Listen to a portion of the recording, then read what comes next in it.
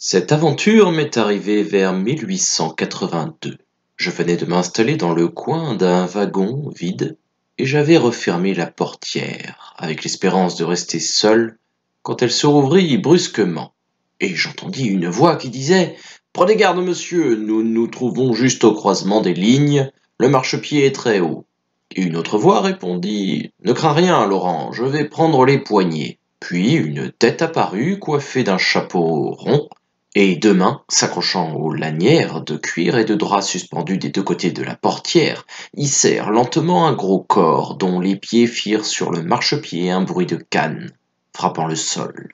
Or, quand l'homme eut fait entrer son torse dans le compartiment, je vis apparaître dans l'étoffe flasque du pantalon le bout peint en noir d'une jambe de bois, qu'un autre pilon pareil suivit bientôt. Une tête se montra derrière ce voyageur et demanda: Vous êtes bien monsieur? Oui, mon garçon. Alors, voilà vos paquets et vos béquilles.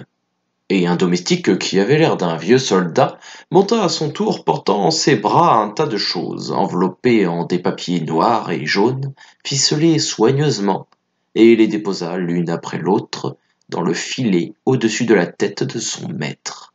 Puis il dit: Voilà, monsieur, c'est tout.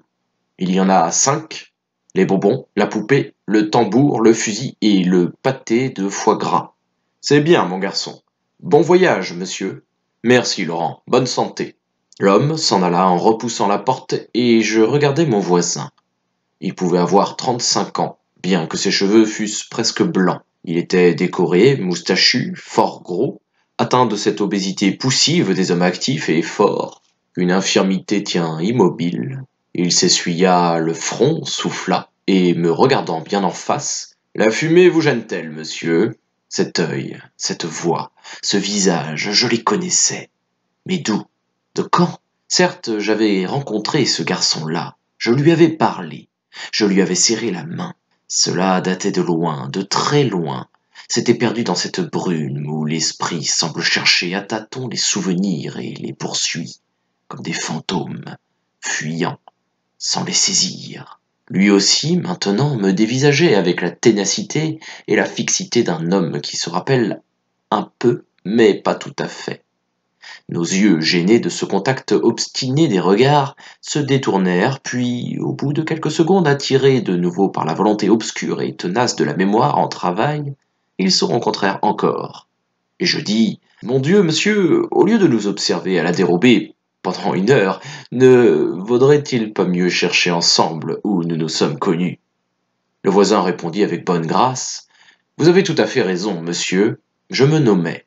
Je m'appelle Henri Bonclair, magistrat. Il hésita quelques secondes, puis, avec ce vague de l'œil et de la voix qui accompagnent les grandes tensions d'esprit: Ah, parfaitement, je vous ai rencontré chez les Poincels, autrefois, avant la guerre. Voilà 12 ans de cela. Oui, monsieur. Ah, vous êtes le lieutenant Revalière. Oui, je fus même le capitaine Revalière, jusqu'au jour où j'ai perdu mes pieds, tous les deux d'un seul coup, sur le passage d'un boulet, et nous nous regardâmes de nouveau, maintenant que nous nous connaissions. Je me rappelais parfaitement avoir vu ce beau garçon mince qui conduisait les cotillons, avec une furie agile et gracieuse, et qu'on avait surnommé, je crois, la Trombe. Mais derrière cette image, nettement évoquée, flottait encore quelque chose d'insaisissable, une histoire que j'avais sue et oubliée, une de ces histoires auxquelles on prête une attention bienveillante et courte, et qui ne laissent dans l'esprit qu'une marque presque imperceptible. Il y avait de l'amour là-dedans. J'en retrouvais la sensation particulière au fond de ma mémoire, mais rien de plus, sensation comparable aux fumées que sème pour le nez d'un chien le pied d'un gibier sur le sol. Peu à peu, cependant, les ombres s'éclaircissent et une figure de jeune fille surgit devant mes yeux. Puis son nom éclata dans ma tête comme un pétard qui s'allume: Mademoiselle de Mandal. Je me rappelais tout maintenant. C'était en effet une histoire d'amour, mais banale. Cette jeune fille aimait ce jeune homme lorsque je l'avais rencontré, et on parlait de leur prochain mariage. Il paraissait lui-même très épris, très heureux. Je levai les yeux vers le filet où tous les paquets apportés par le domestique de mon voisin tremblotaient aux secousses du train, et la voix du serviteur me revint comme s'il finissait à peine de parler. Il avait dit « Voilà, monsieur, c'est tout. Il y en a 5, les bonbons, la poupée, le tambour, le fusil et le pâté de foie gras. » Alors, en une seconde, un roman se composa et se déroula dans ma tête. Il ressemblait d'ailleurs à tous ceux que j'avais lus, où tantôt le jeune homme, tantôt la jeune fille épouse son fiancé ou sa fiancée après la catastrophe, soit corporelle, soit financière. Donc cet officier mutilé pendant la guerre avait retrouvé, après la campagne, la jeune fille qui s'était promise à lui, et tenant son engagement, elle s'était donnée. Je jugeais cela beau, mais simple, comme on juge simple tous les dévouements et tous les dénouements des livres et du théâtre. Il semble toujours, quand on lit et quand on écoute à ces écoles de magnanimité, qu'on se serait sacrifié soi-même avec un plaisir enthousiaste, avec un élan magnifique. Mais on est de fort mauvaise humeur le lendemain, quand un ami misérable vient vous emprunter quelque argent. Puis, soudain, une autre supposition, moins poétique et plus réaliste, se substitua à la première.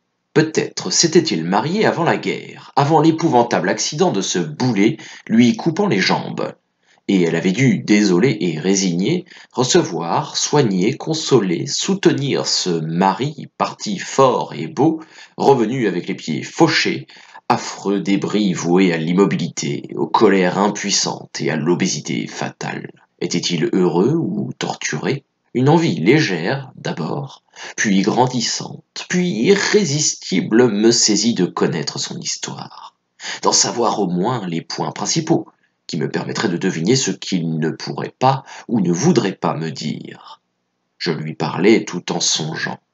Nous avions échangé quelques paroles banales, et moi, les yeux levés vers le filet, je pensais « Il a donc 3 enfants. Les bonbons sont pour sa femme, la poupée pour sa petite fille, le tambour et le fusil pour ses fils, ce pâté de foie gras pour lui. » Soudain, je lui demandai « Vous êtes père, monsieur ?» Il répondit « Non, monsieur. » Je me sentis soudain confus, comme si j'avais commis une grosse inconvenance, et je repris « Je vous demande pardon, je l'avais pensé en entendant votre domestique parier de jouer. » On entend sans écouter, et on conclut malgré soi. Il sourit, puis murmura « Non, je ne suis même pas marié, j'en suis resté au préliminaire. » J'eus l'air de me souvenir tout à coup. « Ah, c'est vrai, vous étiez fiancé quand je vous ai connu. Fiancé avec mademoiselle de Mandal, je crois. » « Oui, monsieur, votre mémoire est excellente. » J'eus une audace excessive et j'ajoutai « Oui, je crois me rappeler aussi avoir entendu dire que mademoiselle de Mandal avait épousé monsieur... Il prononça tranquillement ce nom. Monsieur de Fleurel. « Oui, c'est cela. Oui, je me rappelle même à ce propos avoir entendu parler de votre blessure. » Je le regardai bien en face et il rougit. Sa figure pleine bouffie, que l'afflux constant de sang rendait déjà pourpre, se tinta davantage encore. Il répondit avec vivacité, avec l'ardeur soudaine d'un homme qui plaide une cause perdue d'avance, perdue dans son esprit et dans son cœur, mais qui veut gagner devant l'opinion. On a tort, monsieur, de prononcer à côté du mien le nom de madame de Fleurel. Quand je suis revenu de la guerre sans mes pieds, hélas, je n'aurais jamais accepté, jamais, qu'elle devînt ma femme. Est-ce que c'était possible? Quand on se marie, monsieur, ce n'est pas pour faire parade de générosité. C'est pour vivre tous les jours, toutes les heures, toutes les minutes, toutes les secondes à côté d'un homme. Et si cet homme est difforme comme moi, on se condamne, en l'épousant, à une souffrance qui durera jusqu'à la mort. Oh, je comprends. J'admire tous les sacrifices, tous les dévouements quand ils ont une limite. Mais je n'admets pas le renoncement d'une femme à toute une vie qu'elle espère heureuse, à toutes les joies, à tous les rêves, pour satisfaire l'admiration de la galerie. Quand j'entends sur le plancher de ma chambre le battement de mes pilons et celui de mes béquilles, ce bruit de moulin que je fais à chaque pas, j'ai des exaspérations à étrangler mon serviteur. Croyez-vous qu'on puisse accepter d'une femme de tolérer ce qu'on ne supporte pas soi-même? Et puis, vous imaginez-vous que c'est joli, mes bouts de jambes? Il se tut, que lui dire? Je trouvais qu'il avait raison. Pouvais-je la blâmer, la mépriser, même lui donner tort à elle? Non. Cependant, le dénouement conforme à la règle, à la moyenne, à la vérité, à la vraisemblance, ne satisfaisait pas mon appétit politique. Ces moignons héroïques appelaient un beau sacrifice qui me manquait, et j'en éprouvais une déception. Je lui demandai tout à coup: Madame de Fleurel a des enfants? Oui, une fille et 2 garçons. C'est pour eux que je porte ces jouets. Son mari et elle ont été très bons pour moi. Le train montait la rampe de Saint-Germain.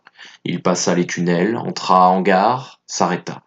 J'allais offrir mon bras pour aider la descente de l'officier mutilé quand 2 mains se tendirent vers lui par la portière ouverte. Bonjour, mon cher Vallière. Ah, bonjour Fleurel. Derrière l'homme, la femme souriait radieuse, encore jolie, envoyant des bonjours de ses doigts gantés. Une petite fille à côté d'elle sautillait de joie et 2 garçonnets regardaient avec des yeux avides le tambour et le fusil passant du filet du wagon entre les mains de leur père. Quand l'infirme fut sur le quai, tous les enfants l'embrassèrent, puis on se remit en route, et la fillette, par amitié, tenait dans sa petite main la traverse vernie d'une béquille, comme elle aurait pu tenir, en marchant à son côté, le pouce de son grand ami.